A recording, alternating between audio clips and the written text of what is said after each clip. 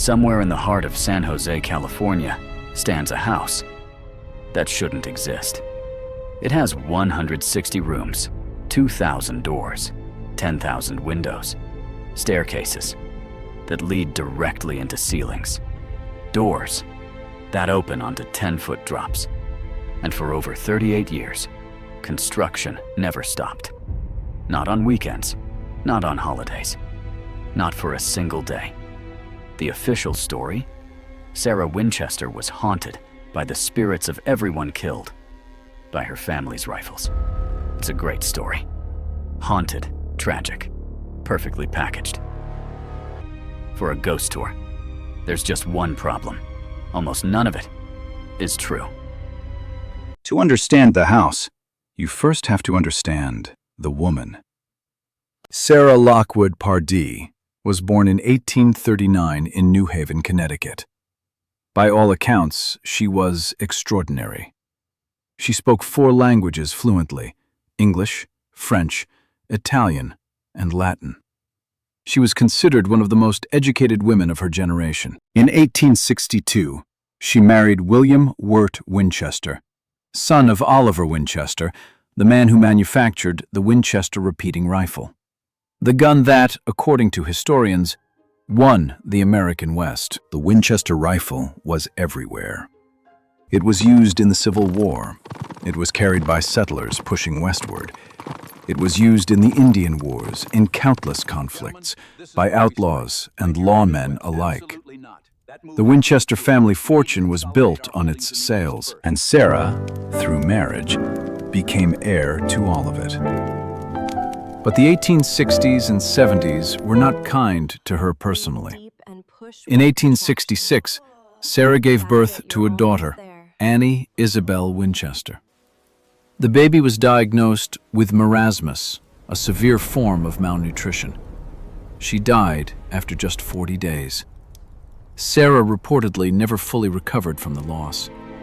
Then in 1881, her husband William died of pulmonary tuberculosis. He was 43 years old. Overnight, Sarah Winchester became one of the wealthiest women in America. She inherited approximately $20 million, equivalent to over $600 million today.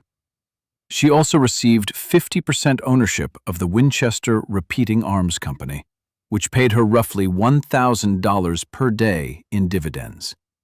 Every single day. She was 41 years old.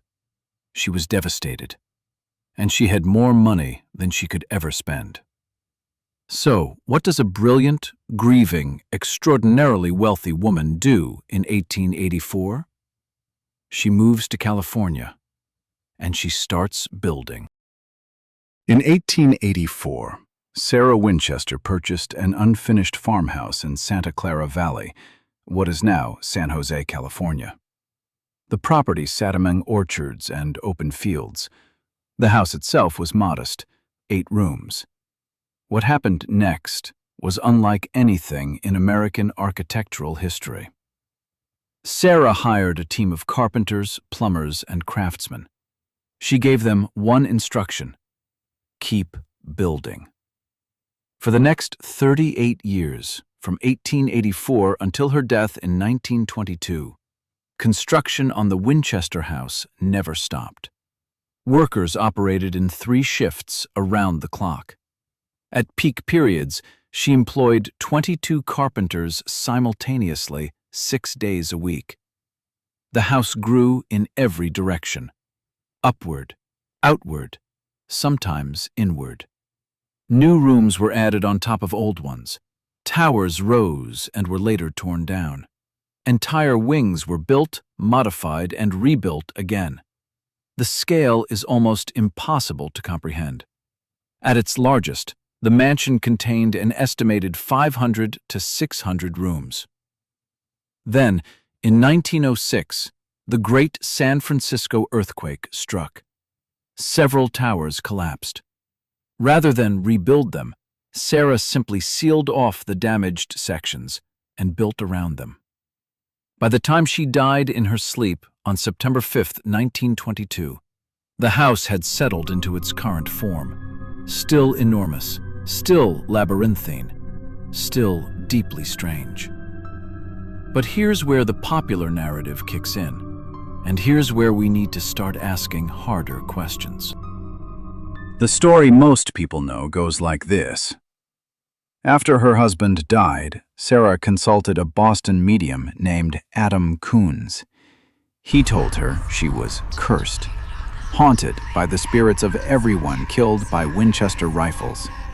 Native Americans, Civil War soldiers, countless victims of the gun that bore her family's name.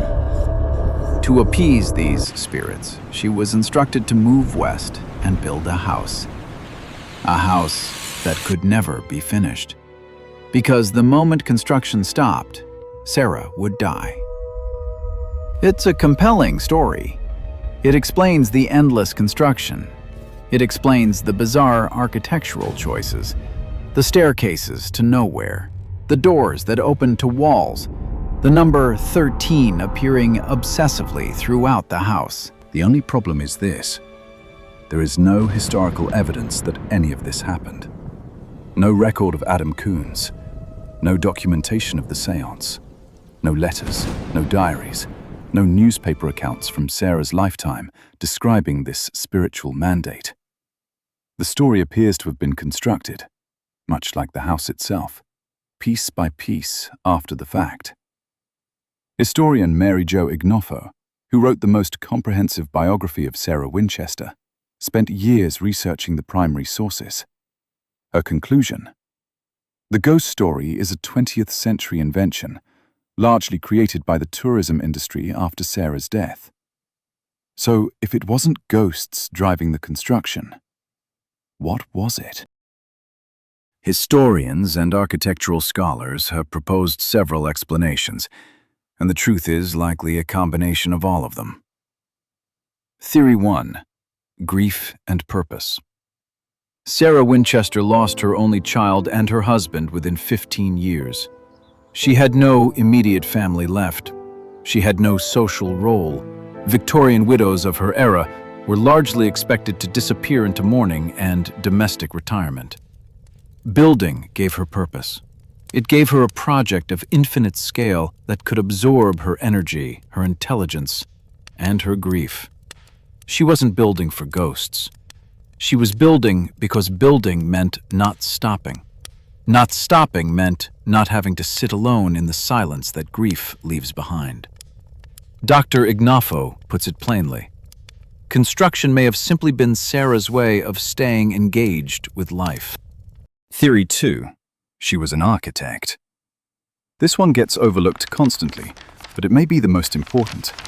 Sarah Winchester had no formal architectural training, but she was deeply, obsessively interested in design. She read architectural journals, she studied floor plans, she sketched rooms herself, often delivering new plans to her foreman each morning, hand-drawn on paper bags or scraps. Many of the so-called mysterious features of the house, the stairs to the ceiling, the doors to nowhere, are almost certainly the result of constant redesign and construction that happened over decades without a master plan. When you build continuously for 38 years and keep changing your mind, architectural oddities are not supernatural. They're inevitable. Theory 3. Practicality and privacy. Sarah Winchester was one of the wealthiest women in America, in an era before celebrity privacy was a concept.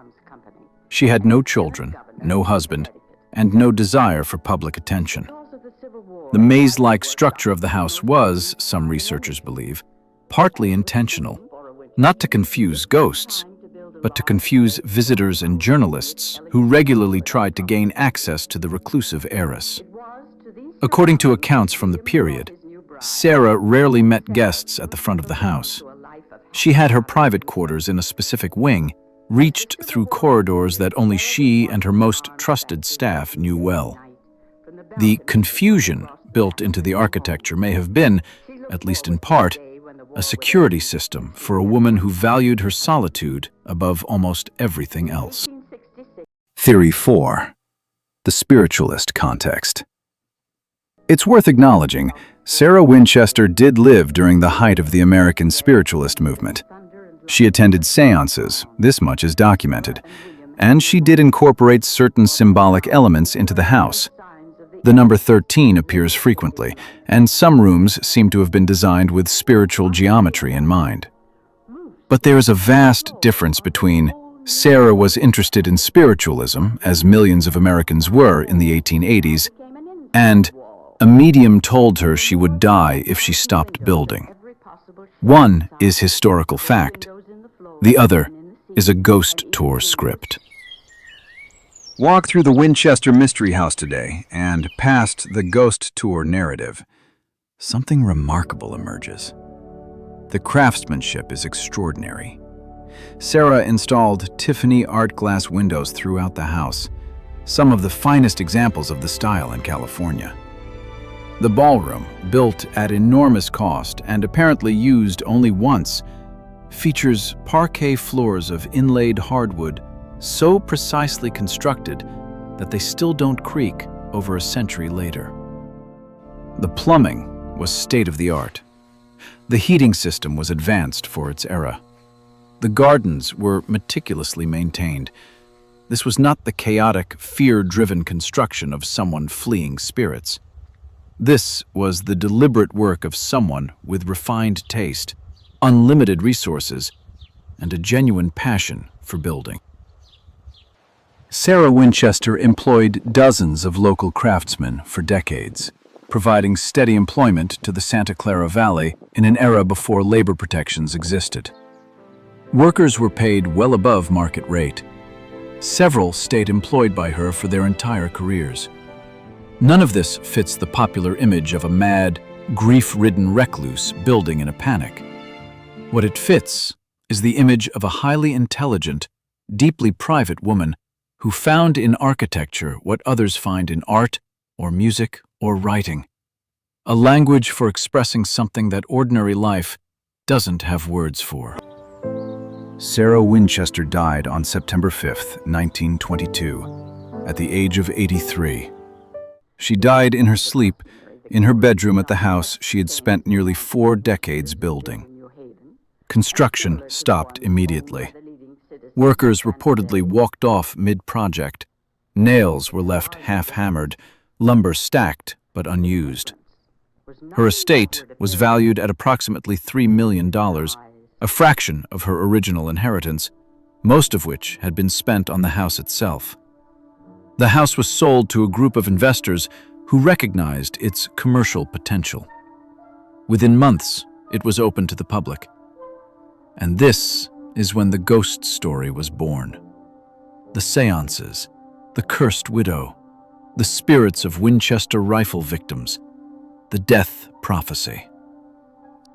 These stories appear in promotional materials from the 1920s, created by the people who now owned the property and needed visitors to pay for tickets. They are, in the most literal sense, marketing copy. The Winchester Mystery House is now a California historic landmark. It attracts hundreds of thousands of visitors each year. The ghost story is its primary selling point.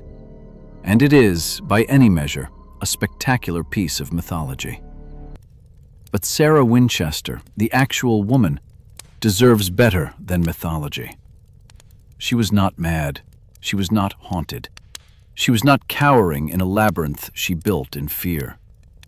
She was a woman of extraordinary intelligence and means, living in an era that had very few ways for a woman like her to exist, and she built herself a world, room by room, entirely on her own terms.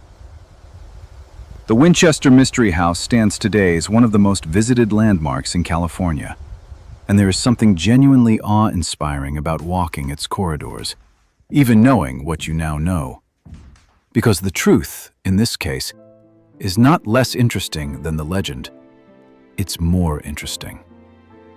A woman who lost everything she loved, a fortune so vast it became a burden, a mind that found its expression not in painting or music or writing, but in rooms, in doors, in staircases and windows, and the endless, patient geometry of building. Was the Winchester Mystery House haunted? Not by Winchester rifle victims, not by the spirits Adam Coons apparently never summoned, but perhaps by grief, by purpose, by the very human desire to make something that lasts. And if that's a haunting, it's one most of us would recognize. If you found this video interesting, hit subscribe. We cover stories like this every week. And if you want to go deeper, the link to Mary Jo Ignofo's biography of Sarah Winchester is in the description. I'll see you in the next one.